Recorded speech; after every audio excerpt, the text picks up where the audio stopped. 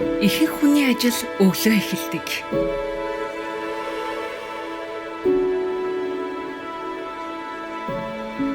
Өдөр эхлэхдээ зэрэгцэн ажил эхэлж, хөдөлмөрийн өдөр өглөөнөөс үдэш хүртэл үргэлжилдэг. Харин эмэгтэй хүний хөдөлмөр нэг ажлаар дуустдаггүй.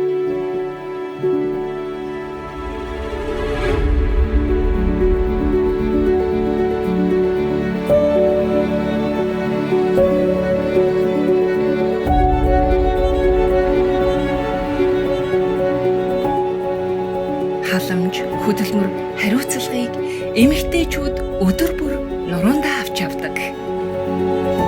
Амьдралыг авч явдаг эмэгтэйчүүдийнхээ төлөө бид хамтдаа эзэгтэй тос бүрийн борлуулалтын орлогоос 100 төгрөгийг эзэгтэй санд хандивлана.